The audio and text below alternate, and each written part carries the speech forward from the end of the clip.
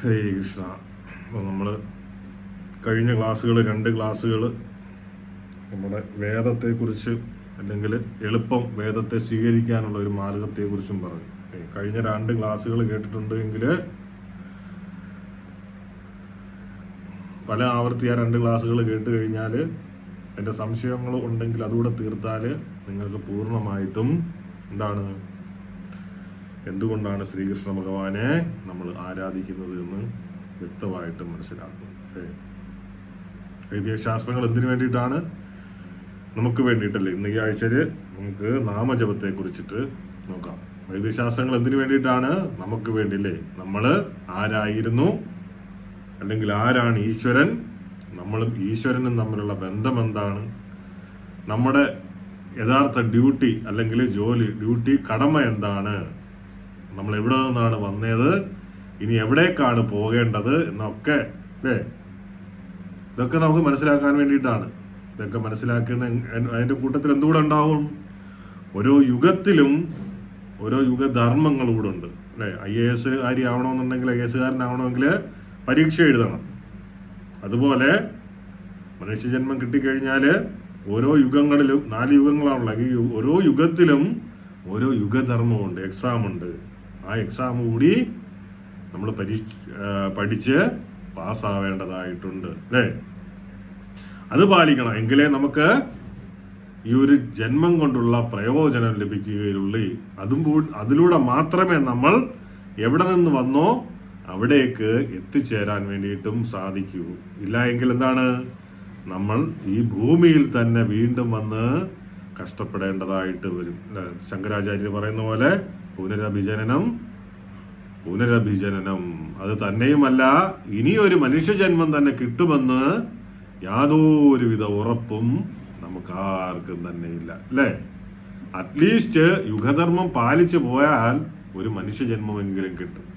എന്തെങ്കിലും ഇടയ്ക്ക് മിസ്റ്റേക്കുകൾ സംഭവിച്ചാൽ പോലും ഇല്ല എങ്കിൽ ഒരു മനുഷ്യജന്മം പോലും കിട്ടുമെന്ന് ഒരുറപ്പില്ല. കാരണം കോടാനുകോടി വർഷങ്ങളുടെ കാത്തിരിപ്പിന് ശേഷം അല്ലേ, കോടാനുകോടി ശരീരങ്ങളിലൂടെ കടന്നു വന്നതിന് ശേഷമാണ് ഈ ഒരു ശരീരം കിട്ടുന്നത്. അപ്പം നമുക്കറിയാം 4 യുഗങ്ങളാണുള്ളത് അല്ലേ. ഓരോ യുഗത്തിലും ഓരോ മനുഷ്യരുടെ ആ യോഗ്യത അനുസരിച്ചാണ് ഓരോ യുഗധർമ്മങ്ങള് അല്ലേ. കൃതയുഗം അല്ലെങ്കിൽ സത്യയുഗത്തില്, ത്രേതായുഗം, ദ്വാപരയുഗം, പിന്നെ നമ്മളിപ്പം നിൽക്കുന്ന കലിയുഗം. അപ്പം ഓരോ യുഗത്തിലും മനുഷ്യരുടെ യോഗ്യത അനുസരിച്ചിട്ടാണ്. എന്തൊക്കെയാണ് യോഗ്യത എന്ന് പറയുന്നത്? മനുഷ്യരുടെ ആയുസ്സിന്റെ ബലം അനുസരിച്ചിട്ടാണ്. ആയുസ്സിന്റെ ബലവും പിന്നെ ആ ഒരു കലിയുടെ ഭാവവും എല്ലാം നോക്കിയിട്ടാണ് എന്തുണ്ടാവുന്നത്? യുഗധർമ്മങ്ങൾ ഉണ്ടാവുന്നത്. അപ്പം ഉദാഹരണത്തിന് ഓരോ യുഗത്തിലും മനുഷ്യരുടെ ആയുസ്സിനും വ്യത്യാസമുണ്ട്. സത്യയുഗത്തിലാണെങ്കിൽ ലക്ഷമാണ്. അതുകൊണ്ടാണ് ആൾക്കാരുടെ ആയുസ്. ഇപ്പം ഭാഗവതത്തിൽ പറയുന്നു 12-ാം അധ്യായത്തില് 3-ാം ശ്ലോകം 3-ാം അധ്യായം 52-ാം ശ്ലോകത്തിൽ പറയുന്നത്? കൃതയത് ധ്യായതോ വിഷ്ണു അല്ലേ, ത്രേതായാം യജുതോ മഖൈ, ദ്വാപരേ പരിചര്യായാം കലോ തത് ഹരികീർത്തനാഥ്. അപ്പം ഇവിടെ പറയുന്നത് കൃതയത് ധ്യായതോ വിഷ്ണു. സത്യയുഗത്തില് വിഷ്ണു ധ്യാനം, അതാണ് അത്രയും ആയുസ്സുണ്ടായതുകൊണ്ട് എവിടെയെങ്കിലും കാട്ടിൽ പോയിരുന്നിട്ട് വർഷങ്ങളോളം ധ്യാനം ചെയ്യാം. അപ്പം ആ ധ്യാനം കൊണ്ട് കിട്ടുന്ന ഫലം എന്ത് ഫലമാണോ സത്യയുഗത്തില് ധ്യാനം കൊണ്ട് കിട്ടുന്നത്, അതേപോലെയാണ് ത്രേതായാം യജുതോ മഖേ. പിന്നെ കുറച്ച് ആയുസ് കുറയും അല്ലെ. ലക്ഷമെന്നുള്ളത് 10,000-ങ്ങളിലെത്തും. യജ്ഞങ്ങളാണ് ഈ ത്രേതായുഗത്തിൽ പറഞ്ഞിരിക്കുന്നത്. അപ്പം ആ യജ്ഞങ്ങൾ കൊണ്ട് എന്ത് ഫലമാണോ കിട്ടുന്നത്, പിന്നെയോ ദ്വാപരേ പരിചര്യായാം, ദ്വാപര യുഗത്തില് വിഗ്രഹാരാധന കൊണ്ട് കിട്ടുന്ന ഫലം 1000 വർഷം. അപ്പം ആയുസ് കുറയുന്നതിനനുസരിച്ച് ആ യുഗധർമ്മങ്ങളുടെ കാഠിന്യവും കുറച്ച് കൊണ്ടുവരുന്നുണ്ട്.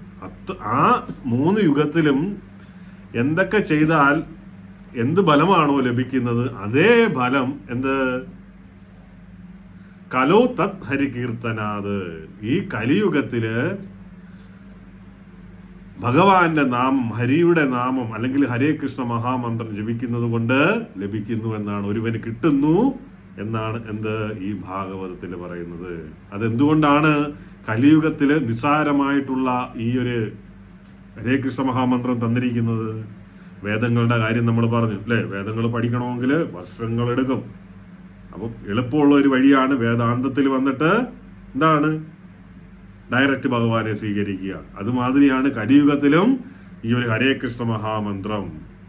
ഭാഗവതം പ്രഥമ സ്കന്ധം പ്രഥമ അധ്യായം 10ാമത്തെ ശ്ലോകത്തിൽ എന്താണ് പറയുന്നത്? പ്രായേണ അല്പായുസ സഭ്യ കലൗ അസ്മിൻ യുഗേ ജന. പിന്നെയോ യുഗേ ജനഹ മന്ദ സുമന്ദമതയോ മന്ദഭാഗ്യാഹി ഉപദ്രുതേ. ഈ കലിയുഗത്തിലെ ആൾക്കാർക്ക് എന്താണ്? പ്രായേണ അല്പായുസഭ്യ. എന്താണ്? കലിയുഗത്തിലെ ആൾക്കാർക്ക് ആയുസ് കുറവാണ്. അവരെന്താണ്? എന്തൊക്കെയാണ്? കലൗ അസ്മിൻ യുഗേ ജന മന്ദ സുമന്ദമതയോ മന്ദഭാഗ്യാഹി ഉപദ്രുത. പിന്നെ എന്താണ് പ്രത്യേകത ഉള്ളത്? ആയുസ് കുറവാണ്. പിന്നെയോ അവർ വഴക്കാളികളും, പിന്നെയോ മടിയന്മാരും, വഴിപിഴച്ചവരും, പിന്നെയോ ഭാഗ്യമില്ലാത്തവരും, അതിനെല്ലാം ഉപരി എന്താണ്?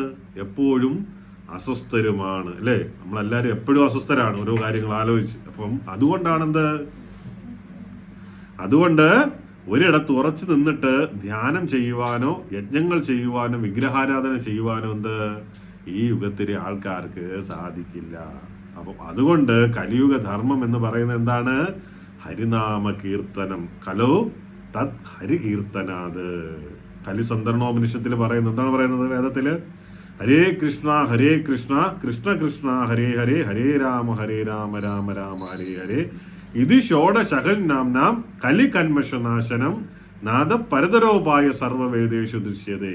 ഈ 16 നാമങ്ങൾ എന്ന് പറയുന്നത് ഈ ഹരേ കൃഷ്ണ കൃഷ്ണ കൃഷ്ണ ഹരേ ഹരേ ഹരേ രാമ രാമ രാമ ഹരേ ഹരേ, ഈ 16 നാമങ്ങൾ അടങ്ങിയ ഹരേ കൃഷ്ണ മഹാമന്ത്രം കലിയുഗത്തിലെ എല്ലാ കന്മഷങ്ങളെയും നശിപ്പിക്കുന്നു എന്നാണ് പറയുന്നത്. കന്മഷങ്ങൾ എന്ന് പറയുന്നത് എന്താണ്? കലിയുഗത്തില് കാമം, ക്രോധം, ലോഭം, ക്രോധ ലോഭ മത മോഹ മാത്സര്യം അല്ലേ? അപ്പൊ ഇത്രയും കാര്യങ്ങളും എന്താണ് ഈ ഒരു മന്ത്രത്തിലൂടെ നശിപ്പിക്കുന്നു എന്നാണ് പറയുന്നത്. ഇത് തന്നെ എന്താണ്? സർവവേദേഷു ദൃശ്യത. എല്ലാ വേദങ്ങളും ഇത് തന്നെയാണ് പറയുന്നത്. അപ്പം ഈ ഒരു ഹരേ കൃഷ്ണ മഹാമന്ത്രമാണ് ഈ കലിയുഗത്തില് ഒരു ജീവാത്മാവിന്റെ യുഗധർമ്മം എന്ന് പറയുന്നത്. അതുകൊണ്ട് ഇതൊരു യുഗധർമ്മം, മഹാമന്ത്രമാണ് ഹരേ കൃഷ്ണ മഹാമന്ത്രം. അതുകൊണ്ട് ഏത് സാഹചര്യത്തിലും എപ്പോൾ വേണമെങ്കിലും ജപിക്കാം, അല്ലെങ്കിൽ ഏത് സാഹചര്യമാണെങ്കിലും എപ്പോഴും ഇത് ജപിച്ചിരിക്കണം എന്നാണ് പറയുന്നത്. എന്തുകൊണ്ടാണ്? അത് നമ്മുടെ ആത്മാവിന് വേണ്ടിയിട്ടുള്ളതാണ്, നമ്മുടെ കടമയാണ്. ദിവസവും നമ്മൾ ആഹാരം കഴിക്കുന്നുണ്ട്. അപ്പം അതേപോലെ തന്നെയാണ് ഈ ഒരു മഹാമന്ത്രവും നമ്മൾ ദിവസവും ജപിക്കേണ്ടത്. കഴിഞ്ഞ ക്ലാസ്സുകളിൽ പറഞ്ഞ പോലെ വേദങ്ങൾ എന്ന് പറയുന്നത് എന്താണ്? നിയമമാണ് അല്ലെ? വേദം എന്ന് പറയുന്നത് നിയമം, റൂൾസ് ആണ്. അപ്പം അതെന്താണ്? അതിൽ പറയുന്ന കാര്യങ്ങൾ നമ്മൾ അനുസരിക്കണം. ഇല്ലെങ്കിൽ എന്താണ്? അതിന് പ്രതിഫലനം ഉണ്ടാവും അല്ലെ? ഉദാഹരണത്തില് ഒരു ട്രാഫിക്കില് റെഡ് സിഗ്നൽ കിടക്കുന്ന സമയത്ത് ഒരു വ്യക്തി വണ്ടി ഓടിച്ചുകൊണ്ട് പോയി കഴിഞ്ഞാൽ എന്ത് പറ്റും? അദ്ദേഹത്തിന് പിഴ ഈടാക്കേണ്ടതായിട്ട് വരും, അല്ലെങ്കിൽ അപകടങ്ങൾ സംഭവിക്കും. അതുപോലെയാണ് ഈ വൈദിക മന്ത്രങ്ങളുടെ അവസ്ഥ. നമ്മൾ ആവശ്യത്തിന് മാത്രമേ അത് ഉപയോഗിക്കാവൂ. അത് പറയുന്നുണ്ട് എന്താണ്? ഈ വേദമന്ത്രങ്ങൾ ഉച്ചരിക്കുന്ന ആള്, സ്ഥലം അല്ലേ, ഇരിക്കുന്ന ഇരിപ്പിടം, ഇതൊക്കെ നമ്മൾ നോക്കിയിട്ട് വേണം വേദമന്ത്രങ്ങൾ ഉച്ചരിക്കുവാൻ വേണ്ടിയിട്ട്. പക്ഷെ നമ്മൾ ഈ സമയം കലിയുഗത്തിൽ ആൾക്കാരെന്താണ്? ഒരു യോഗ്യത ഇല്ലാത്തവരും ആളാവാൻ വേണ്ടിയിട്ട് ഇതെല്ലാം എടുത്ത് പ്രയോഗിക്കുന്നുണ്ട്. പക്ഷേ കലിയുഗത്തിലെ യുഗധർമ്മം എന്ന് പറയുന്നത് ഈ ഒരു ഹരേ കൃഷ്ണ മഹാമന്ത്രമാണ്. ഈ കലിസന്ദർണോപനിഷത്തിൽ പറയുന്ന സർവവേദേഷു ദൃശ്യത, എല്ലാ വേദങ്ങളും പറയുന്നതും ഇത് തന്നെയാണ്. അപ്പം ഒരു മനുഷ്യനായി ജന്മം എടുത്താൽ ഉറപ്പായിട്ടും എന്ത് വേണം? ഈ യുഗധർമ്മം നമ്മൾ പാലിച്ചിരിക്കണം. അല്ലെങ്കിൽ ഈ ഒരു മനുഷ്യ ജന്മം കൊണ്ട് കിട്ടിയത് കൊണ്ട് ഒരു പ്രയോജനവും ഇല്ലാതാവും. നമ്മളെന്താവും? മൃഗങ്ങൾക്ക് തുല്യമാകും. അപ്പോൾ നമ്മളെല്ലാവരും പറയാറുണ്ട്, ഇത് ഹരേ രാമ എന്നാണല്ലോ ജപിക്കുന്നതെന്ന്. ഈ ഹരേ രാമ എന്ന് തുടങ്ങുന്നത് വൈദിക മന്ത്രമാണ്. അപ്പം ശ്രീമദ് ഭാഗവതത്തില് ഭഗവാന്റെ ഏകദേശം 20ഓളം അവതാരങ്ങളെ കുറിച്ച് പറയുന്നുണ്ട്. പിന്നെ എല്ലാ വേദങ്ങളിലും പറയുന്നുണ്ട് ആരെക്കുറിച്ച്? ഒരേ ഒരാളിനെ കുറിച്ച്. ആരാണ്? ഭഗവാന്റെ അവതാരമായ ഗുപ്ത അവതാരം, രഹസ്യ അവതാരമായിട്ടുള്ള ചൈതന്യ മഹാപ്രഭു.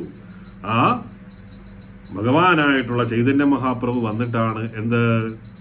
ജനങ്ങളോട് വേദങ്ങളിൽ പറഞ്ഞിരിക്കുന്നത്, അല്ലെങ്കിൽ ശാസ്ത്രം പറഞ്ഞിരിക്കുന്നത് ഹരേ കൃഷ്ണ എന്ന് ജപിക്കാനാണ് എന്ന് പറഞ്ഞിട്ട് ആൾക്കാരോട് ഈ ഹരേ കൃഷ്ണ മഹാമന്ത്രം ഇങ്ങനെയാണ് ജപിക്കേണ്ടത്, ഇതാണ് നാമസങ്കീർത്തനം എന്ന് പറഞ്ഞ് നമ്മളിലേക്ക് ഇത് തന്നിരിക്കുന്നത്. അപ്പം ഭഗവാൻ തന്നെ തരുന്നത് കൊണ്ട് എന്താണ്?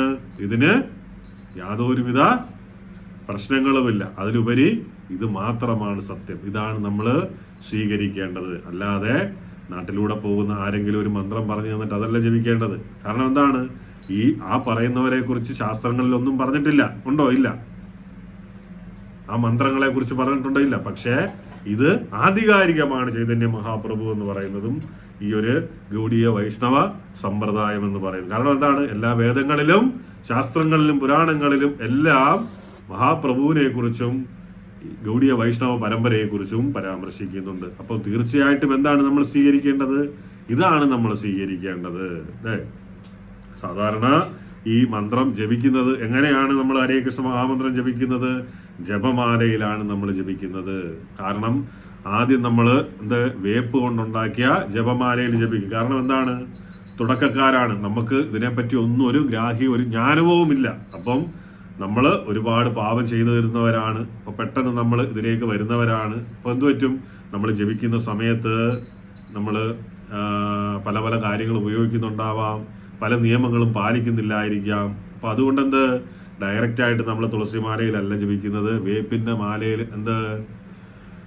പഞ്ചതത്വ മന്ത്രമുണ്ട്. ആ മന്ത്രം 3 തവണ ജപിക്കും. കാരണം എന്തുകൊണ്ടാണ്? മന്ത്രം ജപിക്കുന്ന സമയത്ത് നമ്മൾ പല പല ചിന്തകളുണ്ടാവും. ആ ചിന്തകളിലൂടെ പാപങ്ങളൊന്നും ഉണ്ടാവാതിരിക്കാൻ വേണ്ടിയിട്ട് അവരോട് അപേക്ഷിക്കുന്നതാണ്. അവരോട് അപേക്ഷിച്ചതിന് ശേഷം നമ്മൾ ജപിക്കും. അങ്ങനെ കുറേ കാലം ഇങ്ങനെ വേപ്പിൻ്റെ മാലയിൽ ജപിച്ചതിന് ശേഷം നമ്മളൊരു ഗുരുവിനെ സ്വീകരിക്കുകയോ അല്ലെങ്കിൽ നമ്മൾ ശാസ്ത്രം അനുസരിച്ച് ജീവിതം തുടങ്ങുകയോ ചെയ്യുന്ന സമയത്ത് നമ്മൾ എന്ത് പറ്റണം?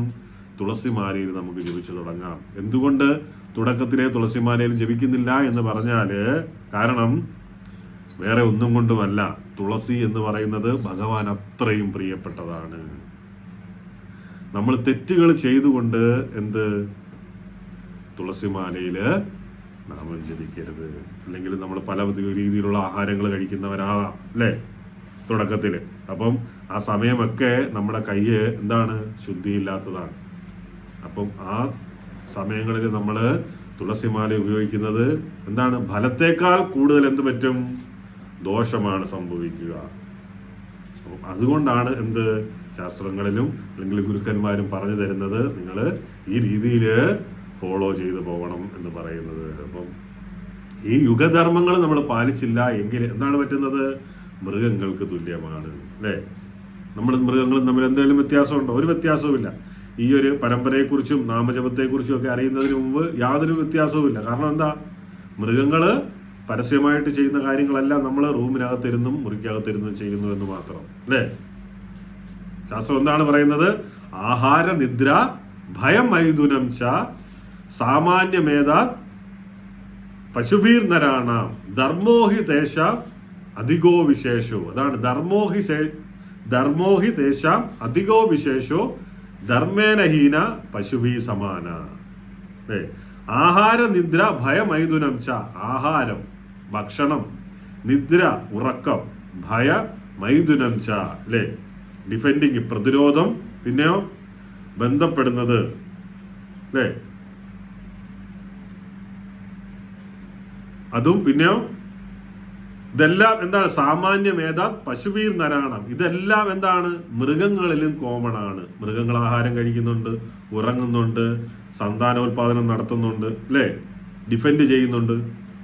മനുഷ്യരും ഇതെല്ലാം ചെയ്യുന്നുണ്ട്. അപ്പം പിന്നെ എന്താണ് പറയുന്നത്?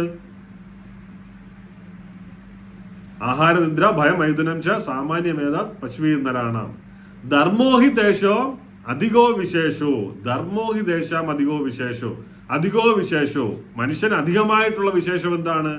ധർമ്മോഹി ദേശോ എന്ന് വെച്ച് കഴിഞ്ഞാല് ധർമ്മം മനസ്സിലാക്കാൻ വേണ്ടിയിട്ട് സാധിക്കും. മനുഷ്യരെ സംബന്ധിച്ചിടത്തോളം ധർമ്മം മനസ്സിലാക്കാൻ വേണ്ടി സാധിക്കും. പിന്നെയോ ആ ധർമ്മം പാലിക്കാനും വേണ്ടിയിട്ട് എന്താണ് മനുഷ്യനെ സാധിക്കും. അതാണ് മൃഗങ്ങളും നമ്മളും തമ്മിലുള്ള വ്യത്യാസം എന്ന് പറയുന്നത്. ഇല്ലെങ്കില് ധർമ്മേന ഹീന പശുവി സമാന ധർമ്മേന ഹീന ധർമ്മം ആചരിക്കുന്നില്ല എങ്കില് എന്താണ് പശുഭീർ നരാണാം പശുഭീർ സമാന എന്ന് വെച്ച് കഴിഞ്ഞാൽ മൃഗങ്ങൾക്ക് തുല്യമാണ് എന്നാണ് പറയുന്നത് അല്ലേ. ഈ 4 തത്വങ്ങൾ ഭക്ഷണം, ഉറക്കം, ലൈംഗികത, പ്രതിരോധം ഈ 4 തത്വങ്ങളും മനുഷ്യർക്കും മൃഗങ്ങൾക്കും പൊതുവായിട്ടുള്ളതാണ്. മനുഷ്യജീവനും മൃഗജീവനും തമ്മിലുള്ള വ്യത്യാസം എന്താണ്? മനുഷ്യനെ സംബന്ധിച്ചിടത്തോളം ധർമ്മത്തെക്കുറിച്ച് അവന് അറിയാം. ആ ധർമ്മം ആചരിച്ചില്ലെങ്കിൽ എന്ത് മൃഗത്തിന് തുല്യമാണ് എന്നാണ് പറയുന്നത്. അപ്പം ധർമ്മം എല്ലാ രീതിയിലുണ്ട്. അച്ഛൻ അമ്മയോടുണ്ട്, അമ്മയ്ക്ക് അച്ഛനോടുണ്ട്, മക്കൾക്ക് അച്ഛനും അമ്മയോടുണ്ട്, അച്ഛനും അമ്മയ്ക്കും പിന്നെ എന്താണ് മക്കളോട് മക്കൾക്ക് അവരോട്. ഇതെല്ലാം ധർമ്മം ഇതെല്ലാം ഉണ്ട്. എന്താണ് ഇതെല്ലാം ഈ ശരീരത്തിന്റെ ധർമ്മമാണ്. പക്ഷെ ഈ ശരീരത്തിന്റെ ധർമ്മം ആചരിക്കുന്നതിനോടൊപ്പം അതിലുപരിയായിട്ടുള്ള യുഗധർമ്മം എന്ന് പറയുന്ന ഒരു സംഗതിയുണ്ട്. ആ ധർമ്മം കൂടി നമ്മൾ ആചരിക്കണം. എങ്കിലേ ഈ ഒരു മനുഷ്യജന്മം പൂർണ്ണമാകൂ. അതിന് എന്തൊക്കെ പറഞ്ഞാലും ആ ധർമ്മം എന്ന് പറയുന്നത് ഈ ഒരു ഹരേ കൃഷ്ണ മഹാമന്ത്രം അല്ലാതെ വേറെ ഒന്നും തന്നെയല്ല കലിയുഗ ധർമ്മം എന്ന് പറയുന്നതും കലിയുഗത്തിൽ നിന്നും രക്ഷ നേടാൻ വേണ്ടിയിട്ടുള്ള മന്ത്രം വേറെ ഒന്നും തന്നെയല്ല. അതേപോലെ തന്നെ അതിന്റെ കൂട്ടത്തിൽ എന്തു തന്നെ വേണം? ഭഗവാനെ കഴിഞ്ഞ ക്ലാസ്സിൽ പറഞ്ഞ ഭഗവാനെ പ്രീതിപ്പെടുത്തുക കൂടി വേണം. എങ്ങനെ അല്ലേ? എങ്ങനെയാണ്? ശ്രവണം, കീർത്തനം, വിഷ്ണു സ്മരണം, അർച്ചനം, വന്ദനം, ദാസ്യം, സഖ്യം, ആത്മനിവേദനം ഈ 9 ഭക്തിയിലൂടെ ഈ 9 തരമായിട്ടുള്ള ഭക്തി പ്രക്രിയയിലൂടെ ഈ 9ഉം നമുക്ക് ചിലപ്പം പാലിക്കാൻ പറ്റിയെന്ന് വരില്ല. ആദ്യത്തെ 2 നമുക്ക് പാലിക്കാൻ പറ്റും. ഏതൊക്കെയാണ്? സ്മരണം, കീർത്തനം 3 പാലിക്കാം. വിഷ്ണു സ്മരണം അല്ലേ? കീർത്തനം ഭഗവാനെ കുറിച്ച് ഭഗവാന്റെ നാമം ചെല്ലുന്നത് കീർത്തനമാണ്. ഭഗവാന് പ്രസാദം ഭോഗ തയ്യാറാക്കുന്നത് കീർത്തനമാണ്, കീർത്തനത്തിൽ പെടുന്നതാണ്. പിന്നെ സ്മരണം, കീർത്തനം, പിന്നെയോ ഭഗവാനെ ഇതെല്ലാം കേട്ടതിന് ശേഷം എന്താണ് പിന്നെ കേൾവി, ഭഗവാനെ കുറിച്ച് കേൾക്കുന്നത്. ഇതെല്ലാം കേട്ട് കഴിഞ്ഞാൽ നമുക്ക് ഭഗവാനെ കുറിച്ച് സ്മരിക്കാൻ വേണ്ടിയിട്ട് പറ്റും. ഇതിന്റെ എല്ലാം അവസാനമാണ് ആത്മനിവേദനം എന്ന് പറയുന്നത്. ആത്മനിവേദനം നടത്തിയ ഏറ്റവും വലിയ ഭക്തനാണ് ആര്? ബേലി മഹാരാജാവ് അല്ലേ? പൂർണ്ണമായിട്ട് സറണ്ടർ ആയത്. അദ്ദേഹത്തിന്റെ ഗുരു പോലും പറഞ്ഞു കൊടുത്തിട്ടും എന്താണ് അദ്ദേഹം ചെയ്തത്? പൂർണ്ണമായിട്ടും അദ്ദേഹത്തെ തന്നെ സമർപ്പിക്കുകയാണ് ചെയ്തത്. ഇത്രയും ഭാഗ്യം കിട്ടിയ ഒരു മനുഷ്യൻ ലോകത്തിൽ വേറെ എങ്ങും കാണില്ല ബലി മഹാരാജിനെ പോലെ. അതും എല്ലാ വ്യക്തികളും ഭഗവാന്റെ പാദത്തിൽ വന്നു ചേരാൻ വേണ്ടിയിട്ടാണ് പ്രാർത്ഥിക്കുന്നത്. അതേ പാദം കൊണ്ടാണ് ഭഗവാൻ ബലി മഹാരാജിനെ അനുഗ്രഹിച്ചിരുന്നത് അല്ലേ? നമ്മൾ വേറെ പല കഥകളിലൂടെ നമ്മളതെല്ലാം മാറ്റി മാറ്റി കൊണ്ടുപോകുമെങ്കിലും ഇങ്ങനെയാണ് നമ്മളത് ചിന്തിക്കേണ്ടത്. ഏറ്റവും ഭാഗ്യവാനാണ്, അല്ലാതെ ചവിട്ടി താഴ്ത്തിയതല്ല. ഇത്രമാത്രം ഭാഗ്യം ചെയ്ത ഒരു പുണ്യാത്മാവ് ലോകത്തിൽ കാണുന്നില്ല. നമ്മൾ കണ്ടിട്ടില്ലേ? ഇപ്പം മായാവാദിയായാലും ബ്രഹ്മവാദികളായാലും ഭഗവാന്റെ പാദത്തിൽ അല്ലെങ്കിൽ ബ്രഹ്മത്തിൽ ലയിക്കാൻ വേണ്ടിയിട്ട് നടക്കുന്നു. അവർ പോലും പറയും വിഷ്ണുവിന്റെ പാദത്തിൽ ലയിക്കുക അല്ലെങ്കിൽ വിഷ്ണുപാദം പോവുക, ഇങ്ങനെയൊക്കെ പറയുന്നുണ്ട്. അപ്പം ആ പാദം കൊണ്ട് അനുഗ്രഹം കിട്ടിയ വ്യക്തിയാണ് ആര്? മഹാബലി ചക്രവർത്തി. അത്രമാത്രം വലിയൊരു മനുഷ്യനാണ്. നമ്മൾ അദ്ദേഹത്തെ കോമാളിയാക്കി കുടവയറും ചാടിച്ചു കൊണ്ട് നടക്കുന്നു. പക്ഷെ അങ്ങനെ ആയിരുന്നോ? ഇല്ല. ത്രിലോകങ്ങളും അടക്കി ഭരിച്ചിരുന്ന ഒരു രാജാവാണ് അല്ലേ? രാജാവിന് ഈ കുടവയറുള്ള രാജാവാണെങ്കിൽ യുദ്ധം ചെയ്യാൻ പോകാൻ പറ്റുമോ? 2 ഓട്ടം ഓടുമ്പോഴത്തേക്കിന് അണപ്പ് വന്ന് ശ്വാസം മുട്ടി അവിടെ കിടക്കും. ഒന്ന് ചിന്തിച്ചു നോക്കിയാൽ മതി. ഇത്രയും ലോകങ്ങൾ അടക്കി ഭരിച്ച സുന്ദരനായിട്ടുള്ള അല്ലേ സിനിമാ താരങ്ങളെ പോലും വെല്ലുന്ന ഒരു മനുഷ്യനായിരുന്നു ആര്? ശ്രീ മഹാബലി ചക്രവർത്തി. 12 മഹാജനങ്ങളിൽ ഒരു വ്യക്തിയായിരുന്നു. ഇതൊന്നും ആർക്കും അറിയില്ല. അങ്ങനെ 12 മഹാജനങ്ങൾ എന്ന് പറഞ്ഞാൽ എന്താണ്? ഈശ്വരൻ ആരാണ് എന്നറിയുന്ന വ്യക്തിയാണ് ആര്? ബലി മഹാരാജ്. അങ്ങനെ 12 പേരുണ്ട്. അതിലൊരു വ്യക്തിയാണ് എന്താര്? മഹാബലി ചക്രവർത്തി. അപ്പൊ അത്രമാത്രം മഹാനായിരുന്നു അദ്ദേഹം. അദ്ദേഹത്തിന് വേണ്ടിയിട്ടാണ് എന്ത് വാമനദേവൻ വരുന്നത്. അപ്പൊ ഇതൊക്കെ നമ്മൾ ഇങ്ങനെയൊക്കെ പഠിച്ചു കഴിഞ്ഞാൽ മാത്രമേ ശരിയായ രീതിയിലൊക്കെ നമുക്ക് ഓരോ കാര്യങ്ങളും മനസ്സിലാക്കാൻ വേണ്ടിയിട്ട് സാധിക്കുകയുള്ളൂ. അറ്റ്ലീസ്റ്റ് നമ്മൾ ചെയ്യേണ്ട കാര്യം നാമജപം, അത് നമ്മൾ മുടക്കരുത്. പ്രത്യേകിച്ച് ജപമാലയില് നാമജപം എന്ന് പറയുന്നത് നമ്മൾ മുടക്കരുത് എന്നാണ് പറയുന്നത്. കാരണം എന്താണ്? നമുക്ക് മാത്രമല്ല അതിന്റെ ബലം കിട്ടുന്നത്. 14 എന്നാണ് പറയാം, 14 തലമുറയ്ക്ക് മോക്ഷം കിട്ടുമെന്നാണ് എന്ത് നരസിംഹ ഭഗവാൻ ആരോട് പറയുന്നത്? പ്രഹ്ലാദ് മഹാരാജിനോട് പറയുന്നത് അല്ലേ? പ്രഹ്ലാദ് മഹാരാജ് അച്ഛൻ മരിച്ചു കിടക്കുന്ന സമയത്ത് നിനക്ക് എന്താണ് ആവശ്യമെന്ന് ചോദിക്കുമ്പോൾ പ്രഹ്ലാദ് മഹാരാജ് പറയുന്നതാണ്. എന്താണ് പറയുന്നത്?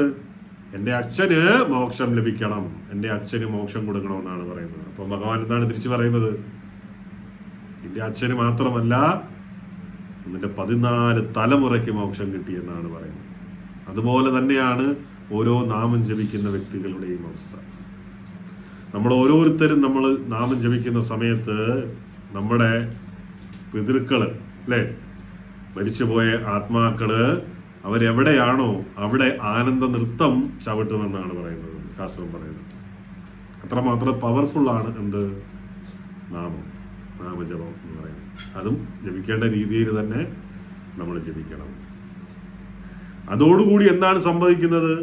ചിലപ്പോൾ നരകലോകങ്ങളിലോ അല്ലെങ്കിൽ സ്വർഗലോകത്തിലോ പിതൃലോകത്തിലോ ആയിരിക്കുന്ന ഈ ആത്മാക്കള് അവർക്ക് പെട്ടെന്ന് തന്നെ എന്താണ് മോക്ഷപ്രാപ്തിക്കുള്ള വഴിയൊരുക്കും.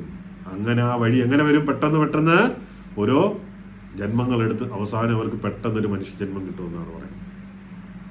അപ്പൊ അത്രമാത്രം പവർഫുള്ളാണ്.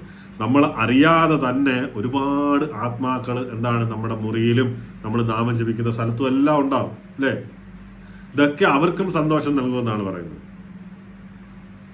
നമ്മൾ മാല എന്ന് പറയുന്നത് നമ്മുടെ എന്താണ് മാല മന്ത്രമൊക്കെ നമ്മൾ ഗുഹ്യമായിട്ട് ഉപയോഗിക്കേണ്ട സാധനങ്ങൾ, രഹസ്യമായിട്ട്. അതുകൊണ്ടാണ് ഈ ജപ സഞ്ചിയിൽ യൂസ് ചെയ്യുന്നത്. കാരണം ഈ ആത്മാക്കൾക്ക് തന്നെ അവർക്ക് ശരീരമില്ലാത്തത് കൊണ്ട് അവർക്കും ആഗ്രഹമാണ് എങ്ങനെയും ആ മാലയിലൊന്ന് നാമം ജപിക്കണമെന്ന്. പക്ഷെ എന്താണ്, അതുകൊണ്ടൊക്കെയാണ് നമ്മൾ പറയുന്നത് നമ്മളത് സൂക്ഷിച്ച് വെക്കണം ജപമാല എന്ന് പറയുന്നത്. ഈ ഭഗവാൻ തന്നെ ഭഗവത്ഗീതയിൽ പറയുന്നുണ്ട്. എന്താണ് പറയുന്നത്? ദേവന്മാർക്കോ ഋഷികൾക്കോ പോലും എന്നെക്കുറിച്ചോ എൻ്റെ വിഭൂതികളെ കുറിച്ചോ അറിയില്ല, എൻ്റെ ഭക്തർക്ക് മാത്രമേ അറിയൂ. ആ മനുഷ്യരാണ് എന്ത് ചെയ്യുന്നത്? ദിവസവും രാവിലെ വണ്ടിയും വിളിച്ച് ക്ഷേത്രങ്ങളിൽ പോയിട്ട് പറയുന്നത് എന്താണ്? അയലത്തെ വീട്ടിൽ അവന്റെ തലയിൽ ഒരു ഇടുത്തി വീഴണം, അല്ലെങ്കിൽ അല്ലേ, അല്ലെ എനിക്കത് തരണം, എനിക്കിത് തരണം എന്നെല്ലാം പറയുന്നത്. അപ്പൊ എന്താണ് ചെയ്യുന്നത്? അവരിരുന്ന് ചിരിക്കുകയാണ്. എന്താണ് ചിരിക്കുന്നത്? ഇത്രയും മണ്ടന്മാരാണല്ലോ ഈ വന്നിരിക്കുന്നത്. ഇവർക്ക് ഇത്രയും ഒരു അവസരം കലിയുഗത്തില് ഒരു നാമജപം കൊണ്ട് ഭഗവാന്റെ അടുക്കലെത്താം അല്ലേ? അവരും ആഗ്രഹിക്കുന്നത് എന്താണ്? ആ ഒരു ഭൂമിയിൽ ഈ കലിയുഗത്തിൽ വന്നൊന്നും പറക്കാൻ പറ്റില്ലല്ലോ എന്നാണ് അവരാലോചിക്കുന്നത്. നമ്മളെന്താണ് അവരെടുത്ത് പോയിട്ട് അവരെടുത്തിട്ട് ചെല്ലാൻ വേണ്ടിയിട്ടാണ് നമ്മൾ ആഗ്രഹിക്കുന്നത്. അതാണ് നമ്മുടെ അവസ്ഥ. അപ്പം ഭഗവാന്റെ മന്ത്രം എന്ന് പറയുന്നത് അത്ര മാത്രം ഉത്തമമാണ്. ഒരിക്കല് നാരദർ ചോദിക്കുന്നുണ്ട് ഭഗവാനോട്, ഭഗവാനെ എന്താണ് അങ്ങയുടെ നാമത്തിൽ ഇത്രമാത്രം നാരായണ എന്ന് ജപിക്കുന്നത് കൊണ്ട് എന്താണ് ഇത്രമാത്രം മഹത്വം, എന്തുകൊണ്ടാണെന്ന് പറയും. അപ്പം അതുപോലെ തന്നെയാണ് എന്താണ് ഒരു ഭക്തന്റെ സാന്നിധ്യവും. ഈ രണ്ട് കാര്യങ്ങൾ ചോദിക്കുമ്പോൾ എന്ത് പറയും? ഒരു മരത്തിൽ ഒരു പുഴു ഇരിപ്പുണ്ട് അല്ലേ, അതിന്റെ ചെവിയിൽ ചെന്നിട്ട് നാരായണ എന്ന് പറയാൻ പറയും. അങ്ങനെ നാരദർ ചെല്ലുന്ന സമയത്ത് അതേപോലെ ഒരു മരത്തില് ഒരു പുഴു ഇരിപ്പുണ്ട്, അതിന്റെ ചെവിയില് നാരായണ എന്ന് പറയുന്ന മാത്രമേ തന്നെ എന്താണ് അത് ശരീരം ഉപേക്ഷിക്കും. പിന്നെയും കറങ്ങിത്തിരിഞ്ഞ് ഭഗവാന്റെ അടുത്ത് ചെല്ലും. ഭഗവാന്റെ അടുത്ത് ചെന്നിട്ട് വീണ്ടും ചോദിക്കും ഞാനിങ്ങനെ അങ്ങ് പറഞ്ഞതുപോലെ ഞാൻ പറഞ്ഞു, പക്ഷേ എന്താണ് സംഭവിച്ചത്? അത് മരിച്ചുപോയി എന്ന് പറയും. ഞാൻ പറയും, നീ ഇന്ന ഒരു രാജ്യത്ത് ചെല്ലോ, ഭൂമിയിൽ അവിടെ ഒരു പശു പിന്നെ ഒരു കുട്ടി ജനിച്ചിട്ടുണ്ട്, അതിൻ്റെ ചെവിയിൽ പോയി പറയാൻ പറയും. ഇത് പഴയ ആൾക്കാർക്കറിയാം, പണ്ട് ഞാൻ പറഞ്ഞിട്ടുള്ളേ. അതേപോലെ ചെന്ന് ആ പശുക്കുട്ടിയുടെ അടുത്ത് പറയുമ്പോഴും പശുക്കുട്ടിയും അപ്പം തന്നെ തറയിൽ വീഴും. നാരദർ അവിടെ സ്ഥലം കാലിയാക്കും. അല്ലെങ്കിൽ ആ വീട്ടുകാർ പിടിച്ച് അടിച്ചാലോ എന്ന് വെച്ചിട്ട് നാരദർ അവിടുന്ന് സ്ഥലം കാലിയാക്കിയിട്ട് ഭഗവാൻ എടുക്കലോ എന്ന് പറയും. ഭഗവാനെ ഇന്നത് കൊണ്ടൊക്കെയാണ് സംഭവം എന്ന് പറയും. അപ്പം ഭഗവാൻ പറയും, ഇങ്ങനെ ഒരു രാജ്യത്ത് ഒരു രാജാവിന് ഒരു കുട്ടി ഉണ്ടായിട്ടുണ്ട്, അവിടെ ചെല്ലൂ, അതിനുള്ള ഉത്തരം കിട്ടുമെന്ന് പറയും. അങ്ങനെ അവിടെ ചെല്ലുന്ന സമയത്ത് ഈ കുട്ടി ഇദ്ദേഹത്തെ കണ്ട മാത്രയിൽ തന്നെ എണ്ണീറ്റ് സാഷ്ടാംഗം പ്രണമിക്കുമെന്നാണ് പറയുന്നത്. എന്നിട്ട് പറയും, ഞാൻ അങ്ങയെ കാത്തിരിക്കുകയായിരുന്നു, അങ്ങ് കാരണമാണ് എന്ത് എനിക്ക് ഈ ഒരു മനുഷ്യജന്മം കിട്ടിയത് എന്ന്. എന്താണ്? ആ പുഴുവായിരുന്നു പുഴു, പശുവായി പശു, ഈ ഒരു മനുഷ്യക്കുട്ടിയായി. അതാണ് ഒരു ഭക്തന്റെ സാന്നിധ്യവും ഒരു മന്ത്രത്തിന്റെ എഫക്റ്റീവ് എന്ന് പറയുന്നത്. അത്രമാത്രം എന്താണ് നാരദരെ സംബന്ധിച്ചിടത്തോളം നമ്മൾ നാരദരെ കളിയാക്കലാണ് അല്ലേ? പക്ഷെ ഇതൊക്കെ തന്നിരിക്കുന്ന ആരാ? നാരദരാ. ബ്രഹ്മാവിന് ഏറ്റവും ഇഷ്ടമുള്ള ഒരു പുത്രനാണ് ആര്? നാരദര്. ബ്രഹ്മാവ് നാരദന് കൊടുക്കുന്നത്, നാരദർ ആർക്ക് കൊടുക്കുന്നത്? വ്യാസദേവന് കൊടുക്കുന്നത്. നമ്മൾ പക്ഷേ പലരെയും കളിയാക്കാൻ വേണ്ടിയിട്ടാണ് നാരദർ എന്നുള്ള വാക്ക് നമ്മൾ ഉപയോഗിക്കുന്നത്. അത്രമാത്രം വലിയ ഭക്തനാണ് ആര്? നാരദൻ. അദ്ദേഹമാണ് ഇതെല്ലാം നമുക്ക് തന്നിരിക്കുന്നത്, വേറെ ആരിൽ നിന്നുമല്ല. അപ്പം അതേപോലുള്ള ഭക്തരെ കണ്ടു കഴിഞ്ഞാൽ സാഷ്ടാംഗം പ്രണമിക്കണമെന്നാണ് പറയുന്നത്. അപ്പം അതാണ് നമ്മൾ പറഞ്ഞ് നാമജപത്തിന്റെ പ്രാധാന്യം എന്ന് പറയുന്നത്. നാമജപം എന്ന് പറയുന്നത്, ഹരേ കൃഷ്ണ മഹാമന്ത്രം എന്ന് പറയുന്നത് എന്താണ്? വെറും മന്ത്രമല്ല, യുഗധർമ്മമാണ്. അതും മഹാമന്ത്രമാണ്. ഏത് സമയത്തും എപ്പോഴും എവിടെ വെച്ച് വേണമെങ്കിലും ജപിക്കാം അല്ലേ? ബാത്റൂമിലും ടോയ്ലറ്റിലും ഒന്നും കൊണ്ടുപോകാതെ അല്ലാത്ത സമയത്തിൽ എവിടെ വെച്ച് വേണമെങ്കിലും ജപിക്കാം. ജപമാല ഇല്ലാത്തവര് അറിയിക്കുക, ജപമാല സംഘടിപ്പിച്ച് തരാം. കാരണം നമ്മൾ ചിന്തിച്ചാൽ മതി, നമ്മൾ അച്ഛനോടും അമ്മയോടും മക്കളോടും എല്ലാം നമ്മൾ ധർമ്മം പുലർത്തുന്നുണ്ട്. പക്ഷേ നമ്മളോട് നമ്മൾ ധർമ്മം പുലർത്തുന്നില്ല. ഉണ്ടോ? ഇല്ല. നമ്മൾ നമ്മുടെ ശരീരത്തിന് വേണ്ടിയിട്ടുള്ള ധർമ്മമാണ് എന്ത്? 3 നേരം പ്രസ്ഥാനം ഇങ്ങനെ ഉരുള ഇങ്ങനെ പോയിക്കൊണ്ടേയിരിക്കും അല്ലേ? അതാണ് നമ്മൾ ഏറ്റവും ചെയ്യുന്ന നമ്മുടെ മെയിൻ ധർമ്മം എന്ന് പറയുന്നത്. അതല്ല ധർമ്മം. ആ ധർമ്മം ആചരിച്ചാൽ ഈ ശരീരം ഒരു ദിവസം ഇവിടെ കളഞ്ഞിട്ട് പോകേണ്ടതായിട്ട് വരും. പക്ഷേ ഈ ശരീരം നിലനിൽക്കുന്നത് എന്തുകൊണ്ടാ? ഇതിനകത്തൊരു വ്യക്തിയുണ്ട്, ആത്മാവ്. അതാണ് ഞാൻ, അല്ലെങ്കിൽ നമ്മൾ എന്ന് പറയുന്ന വ്യക്തി. അതിനെന്തെങ്കിലും കൊടുക്കണ്ടേ നമ്മൾ? എങ്കിലേ തൃപ്തിയാവും. ഭഗവാനും തൃപ്തിയാവും, നമ്മളും തൃപ്തിയാവും. കാരണം എന്താണ്? ഭഗവാന്റെ അംശമാണ് ആ ഉള്ളിലിരിക്കുന്ന ആത്മാവ്. അപ്പം അവരെയാണ് നമ്മൾ തൃപ്തിപ്പെടുത്തേണ്ടത്. അവർക്ക് തൃപ്തി വരാത്തത് കൊണ്ടാണ് എന്ത്?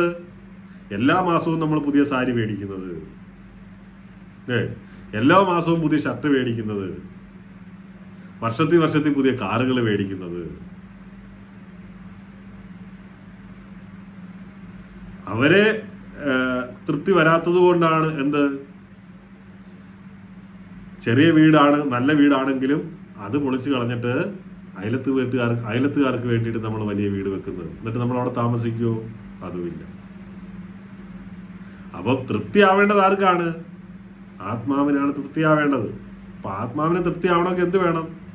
അവർക്കുള്ള സംഗതികൾ കിട്ടണം. ശ്രവണം, കീർത്തനം, സ്മരണം, ഇതെല്ലാം ചെയ്യണം. ആരെക്കുറിച്ചുള്ളത്? മോഹൻലാലിനെ മമ്മൂട്ടിയെ കുറിച്ചുള്ള ശ്രവണവും കീർത്തനവും ചെയ്യാൻ പറഞ്ഞു. എന്നാ പിന്നെ നാളെ മുതല് 2 സിനിമ കണ്ടേക്കാം. അങ്ങനെ ചിന്തിക്കരുത്. ആരെക്കുറിച്ചാണ്? ശ്രീകൃഷ്ണ ഭഗവാനെ കുറിച്ചുള്ള കഥകൾ ശ്രവിക്കുക, ശ്രീകൃഷ്ണ ഭഗവാനെ കുറിച്ച് കീർത്തിക്കുക, ശ്രീകൃഷ്ണ ഭഗവാനെ കുറിച്ച് സ്മരിക്കുക.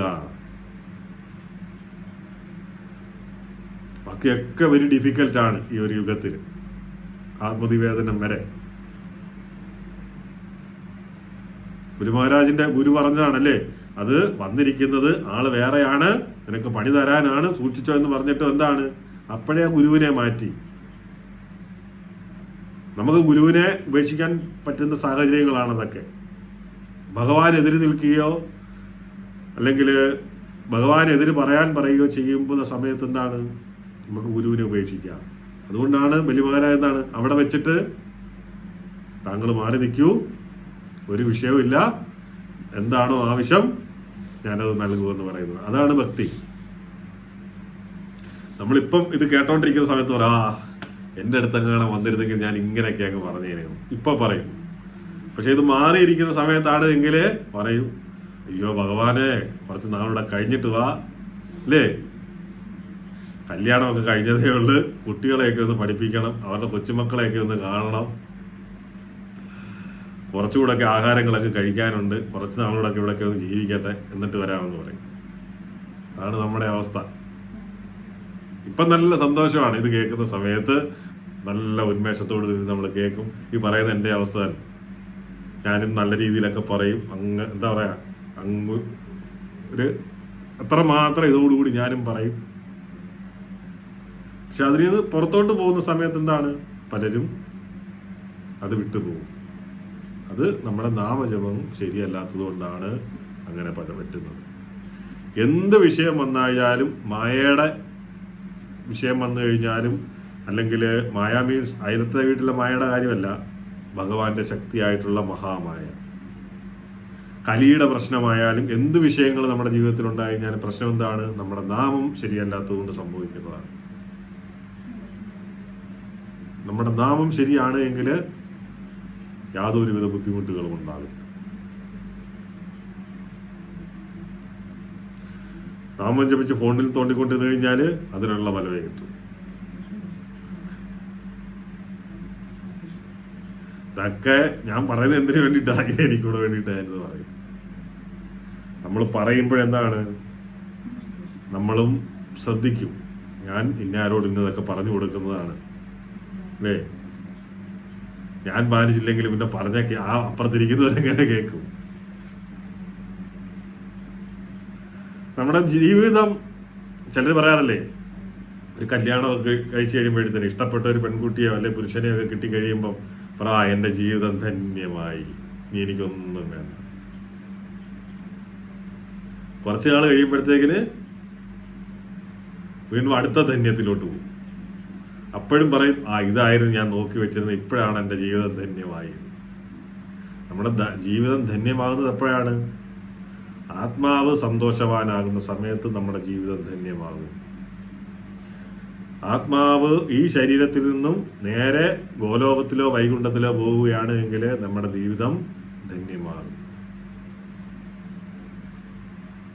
അതിനു വേണ്ടിയിട്ടാണ് ഇത്രയും സിമ്പിളായിട്ടുള്ള ഒരു കാര്യം ഭഗവാൻ എന്താണ് ഈ ഒരു യുഗത്തിൽ വന്നിട്ട്, ചൈതന്യ മഹാപ്രഭുവായി വന്നിട്ട് നമുക്ക് വേണ്ടി തന്നിട്ട് പോയത്. നമുക്ക് അദ്ദേഹം എന്തെല്ലാം തന്നു, വൃന്ദാവനം തന്നു, മായാപൂര് തന്നു, അല്ലേ, ജഗന്നാഥ് പുരി ഇത്രയും ഫേമസ് ആക്കി തന്നു. പിന്നെ അതിലുപരി ഗൗഡീയ വൈഷ്ണവ പരമ്പര എന്ന് പറയുന്ന ഒരു പരമ്പര തന്നെ നമുക്ക് തന്നിട്ട് പോയി. അത് പ്രഭുപാദര് എന്താണ് ഇസ്കോൺ എന്നുള്ള ഒരു പേര് തന്ന് നമ്മളിലേക്ക് എല്ലാം അത് എത്തിച്ചു. ആ ഒരു ഹരേ കൃഷ്ണ മഹാമന്ത്രം നമുക്ക് തന്നു. നമ്മൾ എപ്പോഴും ചിന്തിക്കുക, ശാസ്ത്രം എന്തു പറയുന്നു അത് അനുസരിച്ച് മുന്നോട്ട് പോകുക. മറ്റൊരാടെയും വാക്ക് കേൾക്കേണ്ട ആവശ്യമില്ല. പലരും പലതും പറയും, പലരും പലതും പറഞ്ഞ് നമ്മളെ പിന്തിരിപ്പിക്കാൻ വേണ്ടിയിട്ട് ശ്രമിക്കും. ഇത് ഇന്നലെ തൊട്ടാന്നല്ലോ നമ്മൾ കാണുന്ന ഹരേ കൃഷ്ണ, അല്ലേ, ഇത്രയും നാളിതൊന്നും ഇല്ലായിരുന്നു, നമ്മൾ വേറെ അല്ലേ നോക്കിക്കൊണ്ടിരുന്നേന്ന്. അത് നമ്മുടെ കുറ്റമാണ്, അല്ലെങ്കിൽ നമ്മുടെ പൂർവികരുടെ കുറ്റമാണ്, അല്ലേ, അത് വേറെ ആരുടെയും കുറ്റമല്ല. ഇത് ആദ്യകാലം മുതലേ ഉണ്ടായിരുന്നു. നമ്മളിലേക്ക് എത്താൻ താമസിച്ചു. എന്തുകൊണ്ട്? നമ്മുടെ കർമ്മം അനുസരിച്ച് നമ്മൾ ഇത്രയൊക്കെ അനുഭവിക്കേണ്ടിയിരുന്നു. അപ്പം നമ്മളിലേക്ക് എത്താനുള്ള ആ സാവധാനം അതുകൊണ്ടുണ്ടായതാണ്. അപ്പം ആ ഒരു മഹാമന്ത്രവും തന്നു, ആർക്ക് വേണമെങ്കിലും ജപിക്കാം, അല്ലേ. അതാണ് കലിയുഗത്തിന്റെ പ്രത്യേകത എന്ന് പറയുന്നത്, ഈ ഒരു മന്ത്രത്തിന്റെ പ്രത്യേകത എന്ന് പറയുന്നത്. ആ ഹരേ കൃഷ്ണ മഹാമന്ത്രം ദിവസം ഒരു 2 നേരമെങ്കിലും തുടക്കത്തിൽ ജപിക്കുക. രാവിലെ 1, വൈകുന്നേരം 1. അതും സന്ധ്യാസമയങ്ങളിലും വെളുപ്പിനെയും. കുറേയൊക്കെ ആയി കഴിയുമ്പോഴത്തേക്കിന് എന്താണ് ഈ ഒരു മഹാമന്ത്രം എത്രയാണ്? 1 ലക്ഷം 2 ലക്ഷം അത്രയും മന്ത്രങ്ങൾ 64 മാലയായിരുന്നു ശാസ്ത്രം അനുസരിച്ച് ജപിക്കേണ്ടിയിരുന്നത്.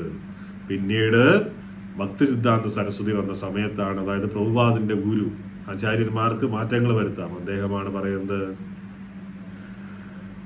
പ്രചാരത്തിന് പോകുന്നവര് 16 മാല ജപിച്ചാൽ മതി, ബാക്കി സമയങ്ങള് ഭക്തിയുത സേവനം ചെയ്യുക. പിന്നെ ഒന്നുകൂടെ വന്നിട്ട് പ്രഭുപാദിന് പറഞ്ഞു, എന്ത് പറഞ്ഞു? നിങ്ങള് 16 മാല ജപിക്കുക, ഏകാദശി ദിവസം 25 മാല ജപിക്കുക. തുടക്കത്തിൽ നമുക്ക് ബുദ്ധിമുട്ടാകും, പക്ഷേ ക്രമേണ 2, 4, 6, 8, 10 അല്ലേ 16 എന്ന രീതിയിൽ നമുക്കത് കൂട്ടിക്കൊണ്ടു പോവുക. ഇതിനു വേണ്ടിയിട്ടാണ് ഇതെല്ലാം. എങ്കിലും മാത്രമേ അവസാന സമയത്ത് നമ്മൾ ഈ ഒരു ഭഗവാനെ കൃഷ്ണ എന്ന് നമുക്ക് ഓർക്കാൻ വേണ്ടിയിട്ട് നമുക്ക് സാധിക്കൂ. ഇല്ല എങ്കിൽ നമ്മൾ ഓർക്കൂല. ശുദ്ധമായ നാമമാണ് എങ്കിൽ, നാമജപമാണ് എങ്കിൽ നമ്മൾക്ക് യാതൊരുവിധ വിഷയങ്ങളും വരില്ല, പ്രശ്നങ്ങളും വരില്ല. ശുദ്ധ നാമജപം, ഭഗവാന്റെ പ്രസാദം, ഈ 2 കാര്യങ്ങള് നമ്മുടെ ജീവിതം സ്റ്റേബിളായിട്ട് മുന്നോട്ട് കൊണ്ടുപോകും, ആത്മീയമായിട്ടും ഭൗതികമായിട്ടും. കാരണം പ്രസാദം എന്ന് പറയുന്നത്, നമ്മൾ പറയാറുണ്ട് ഭോഗാന്ന് കേൾക്കാറുണ്ട്, ഭോഗിക്കാന്നൊക്കെ കേൾക്കുന്നുണ്ട്. എന്തുകൊണ്ടാണ് അങ്ങനെ പറയുന്നത്? അത് ഭഗവാന് കൊടുക്കാത്തത് കൊണ്ടാണ് അങ്ങനെ പറയുന്നത്. ഭഗവാൻ അത് കൊടുത്തു കഴിഞ്ഞാൽ, ഭഗവാൻ സ്വീകരിച്ചു കഴിഞ്ഞാൽ, അല്ലെങ്കിൽ ഭഗവാൻ അത് തന്നു കഴിഞ്ഞാൽ അത് പ്രസാദമാകും. അതാണ് നമ്മൾ കഴിക്കേണ്ടത്. ഈ 2 കാര്യങ്ങൾ നമ്മൾ ശ്രദ്ധിച്ചാൽ എന്താണ്? ജീവിതം സ്റ്റേബിളാവും, ജീവിതം ധന്യമാകും. അല്ലേ? ആ ഒരു ധന്യതയാണ് നമുക്ക് വേണ്ടത്. അല്ലാതെ ശരീരത്തിന്റെ സംതൃപ്തിക്ക് കിട്ടുന്ന ധന്യതയല്ല വേണ്ടത്. കാരണം എന്താ? അതിന് നിലനിൽപ്പില്ല ആ ധന്യതയ്ക്ക്. അതെപ്പോൾ വേണമെങ്കിലും മാറ്റങ്ങൾ ഉണ്ടാവാം, പക്ഷെ ഇതിന് മാറ്റം നമുക്ക് ഉണ്ടാവുകയില്ല. അപ്പം എല്ലാവർക്കും നല്ല രീതിയിൽ നാമം ജപിക്കാൻ സാധിക്കട്ടെ. എല്ലാവരും നാമം ജപിക്കുക. എന്തെങ്കിലും സംശയങ്ങളുണ്ടെങ്കിൽ ചോദിക്കുക. ഹരേ കൃഷ്ണ.